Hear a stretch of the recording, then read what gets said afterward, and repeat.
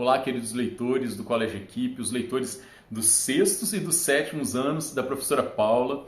Eu recebi com grande alegria a notícia de que vocês estão lendo o primeiro livro da coleção Objetos de Poder, O Enigma dos Dados. Aqui é o escritor Marcos Mota e neste vídeo eu estarei respondendo algumas perguntas que vocês me enviaram aqui. Eu fiquei muito feliz também pelo convite para estar presente aí na escola, para nós batermos um papo pessoalmente. Então, em breve, nós estaremos nos encontrando. Vamos para a primeira pergunta. Você gosta de RPG? Se sim, baseou as aventuras do livro em algum jogo? Porque tive a impressão de estar dentro de um RPG. Bom, nenhuma das histórias da coleção foi baseada em um jogo específico de RPG. Porém, na época em que eu estava desenvolvendo a ideia da coleção, eu gostava muito daqueles dados com inúmeros números de lados de RPG, dados coloridos, né? E eu pesquisei a fundo, eu me juntei com pessoas que mestravam, né, mesas de RPG, pessoas que entendiam a fundo desse jogo, e para poder montar ali a trama da história. Então, o RPG ele tem sim uma influência nas histórias do meu livro, a começar pelos dados que o Isaac Simmons ele encontra. Segunda pergunta: o que aconteceu com Astur? Astur ele é citado no prefácio de todos os livros, porém nós só vamos conhecê-lo de uma forma mais detalhada a partir do livro 4, e num determinado livro da coleção ele vai surgir como um personagem mesmo, não apenas sendo citado ou sendo parte de alguma explicação do universo do Reino de Enigma. Astur ele é um dos anjos que se rebelou contra Muldroz, porém todos os anjos foram aprisionados, menos ele conseguiu escapar desse aprisionamento maldito dos deuses exteriores, e ele que é o responsável por ter ocasionado a morte de todos os possuidores dos objetos de poder, os primeiros possuidores. Então os objetos eles se perderam há 400 anos atrás, como é citado na história, e o Enigma dos Dados começa exatamente quando esses objetos eles começam a ser encontrados por novos possuidores, jovens, adolescentes, e Astur, ninguém sabe ainda o paradeiro dele, como ele fez para escapar desse aprisionamento. Terceira pergunta: inspirou a obra no Senhor dos Anéis? Ou em quais ou qual obra? Pode citar elementos no livro que pertencem às obras que me inspiraram? Eu não me inspirei especificamente no Senhor dos Anéis, embora seja uma obra fantástica, que eu gosto muito do Senhor dos Anéis. Na verdade, eu gosto mais do Hobbit do que do Senhor dos Anéis. Gosto muito também de Crônicas de Nárnia.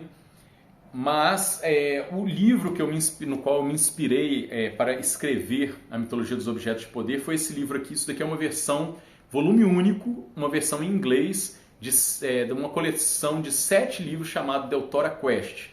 Então eu me inspirei nesse livro aqui do Deltora Quest. Deltora Quest ele tem o Leaf como sendo o seu protagonista, o protagonista da coleção, né, dos 8 primeiros livros ali.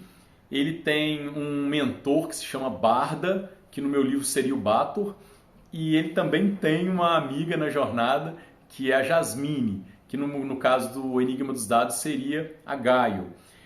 Nós sempre começamos a nossa carreira de escritor, ou qualquer outra carreira, né, como imitadores de alguém. Porém, chega um momento que é uma inflexão, um ponto de inflexão na nossa carreira, em que nós começamos a encontrar a nossa própria voz narrativa, e isso foi o que aconteceu quando eu escrevi o Enigma dos Dados. Embora eu tenha me inspirado em Deltora Quest, quando eu comecei a escrever sobre o Isaac Simmons, Gaio e Bator, a história, quando nós lemos hoje, ela ficou completamente diferente da história que foi inspiração para ela, que no caso foi Deltora Quest. Quarta pergunta: para você, qual foi a melhor parte no processo de criação do livro Enigma dos Dados? A melhor parte na criação do livro foram os enigmas. Eu me recordo como se fosse hoje. Foi um dia inesquecível quando eu bolei ali o enigma dos quadros de penina. Aqueles quadros, eu lembro que eu fiz uma pesquisa muito grande na internet.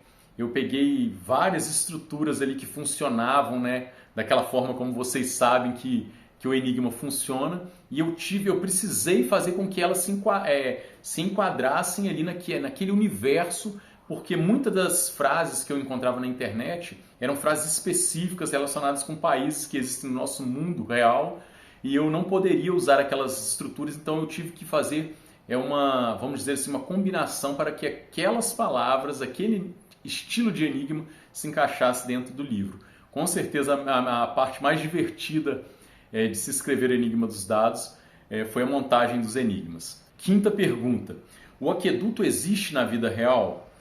Bom, um aqueduto com certeza ele existe na vida real. O aqueduto Persley do Enigma dos Dados, o nome fui eu que dei para o aqueduto. Eu não me recordo agora por que eu dei este nome, porém eu me inspirei em uma ilustração de um aqueduto da Idade Média, que eu não me recordo agora, tentei até procurar no Google agora antes de começar a gravar este vídeo para vocês, mas eu não encontrei. Eu me recordo que eu vi uma ilustração de um aqueduto muito famoso na França, e aquela ilustração, ela me deu a ideia de colocar um aqueduto na história. Sexta pergunta: os espiões de Gnor foram a mando de quem à procura de Isaac e Bator? Talvez nós nunca ficaremos sabendo quem especificamente enviou os espiões atrás de Isaac e de Bator. O que nós vamos descobrir no decorrer dos 7 livros da coleção Objetos de Poder é características perversas do reino de Gnor. Nós não temos ali muito conhecimento sobre ele. A coleção ela é focada na mitologia dos objetos. Nós vamos saber que eles são reinos inimigos, nós vamos saber um pouco de como surgiu o reino de Gnor, certo? Porém, eu não entro em detalhes sobre esse reino. Para expandir o universo do reino de Enigma, porque eu pretendo finalizar ali a obra no último livro que eu estou escrevendo agora, né? O 7º livro, eu comecei a escrever uma nova coleção chamada Enigma, juntamente com a minha filha Sofia Dornelas. Esse daqui é o primeiro livro da coleção, O Rei de Branco e a Rainha da Noite, é o nome do livro. E nesses livros dessa coleção Enigma, nós pretendemos expandir o universo, mostrando, pegando personagens secundários, coadjuvantes da coleção dos 7 livros e contando a história deles para que o leitor que tiver maior curiosidade para saber um pouco mais sobre o universo expandido possa ter essas informações. Contudo, nós não temos informação específica de quem foi a pessoa exata que enviou esses espiões. 7ª pergunta: como você pensou em relacionar números primos à probabilidade? Achei muito inteligente. Bacana. Eu sempre gostei de probabilidade estatística, eu sou formado em engenharia de produção. Eu tenho aqui na minha biblioteca, pelo menos que eu me recorde, 3 livros de faculdade do mesmo tema, probabilidade estatística. Eu tenho alguns outros menores, mas 3 livros daqueles que são os pilares, vamos dizer assim, da probabilidade estatística que a gente usa na faculdade. E o que me deu essa inspiração foi um programa de TV da Discovery Channel. Eu estava assistindo um programa falando sobre um dos maiores mistérios da matemática, e nesse programa era falado sobre o mistério dos números primos, que não existe uma fórmula para se deduzir qual vai ser o próximo número primo que surgirá na sequência matemática. Assistindo esse programa, eu tive a ideia de colocar isso no livro Enigma dos Dados. 8ª pergunta: você pensou em alguma obra colocar o dono da barraca como vilão? Não, eu não pensei. O dono da barraca de jogos ali, do parque de diversões, ele é apenas um coadjuvante. É tanto que eu nem dou nome para ele, né? Eu descrevo apenas algumas características, e geralmente é assim que a gente faz com coadjuvante. Eu, em momento nenhum, pensei em torná-lo um vilão da história. Porém, tem uma personagem que aparece no livro 3, 2 personagens. Uma personagem e uma mulher e um homem, que eles aparecem no livro 3. E um dos leitores, certa vez, eu ainda não tinha começado a escrever o livro 4, ele me falou que aquela personagem ela daria uma grande vilã. E durante a escrita do livro 4, isso ficou latejando assim na minha cabeça. Eu peguei aquela personagem, na verdade os 2 personagens, a mulher e o homem, e retornei, fiz com que eles voltassem para a história no livro 4, Resgate do Paladino.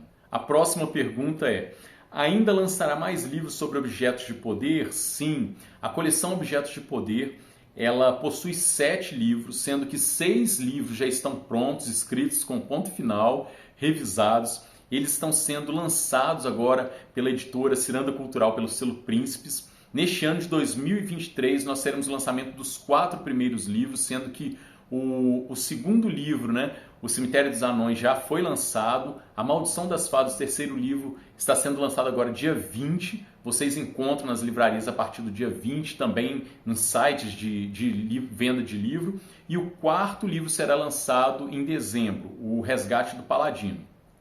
O quinto, sexto e o livro serão lançados em 2024. Penúltima pergunta. Você acha que a sabedoria vencerá a ignorância no mundo real? Acha que vale a pena investir em educação? Então, como vocês já perceberam, a história da coleção Objetos de Poder é uma guerra entre a sabedoria e a ignorância.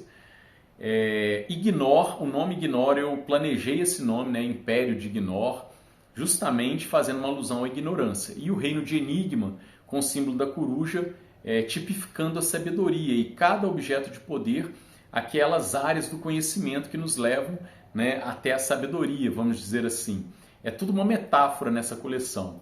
E eu penso sim que no mundo real a sabedoria ela vai vencer a ignorância, embora eu não pense que seja algo fácil, porque existem leis físicas, leis da ciência que dizem que o universo ele tende ao caos. Nós só conseguimos organizar as coisas quando nós temos gasto de muita energia.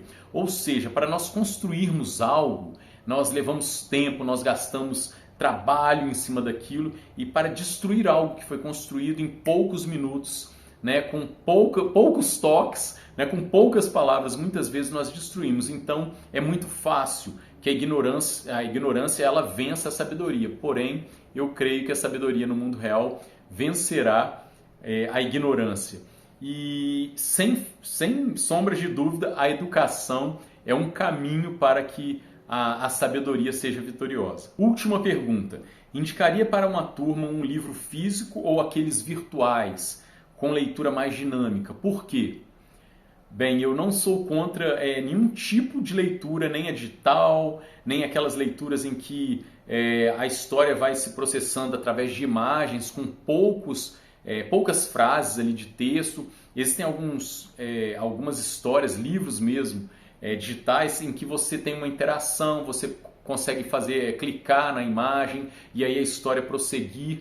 Eu não sou contra isso, porém o livro físico ele tem uma vantagem muito, mas muito grande em relação a qualquer outro tipo de leitura, porque quando nós estamos lendo um livro físico, o nosso olho ele se concentra em cada palavra do texto, então ele não precisa ficar se movendo toda hora como ele se move, por exemplo, quando nós estamos diante de uma rede social. Quando nós estamos girando o celular para ver uma rede social, por exemplo, nosso olhar ele está preocupado com o botão de curtir, com algo que entra aqui ou um banner que entra ali. Então isso cansa muito. Isso faz com que, principalmente as crianças que estão numa etapa, né, de desenvolvimento, elas não desenvolvam a capacidade cognitiva de concentração, certo? E eu acho isso muito importante. A leitura de um livro físico tem essa vantagem, que para mim é uma grande vantagem. Então, crianças e adolescentes, eu recomendo que prioritariamente deem preferência para a leitura de um livro físico. E essas foram as perguntas que vocês me enviaram. Eu espero que tenham gostado aí das respostas.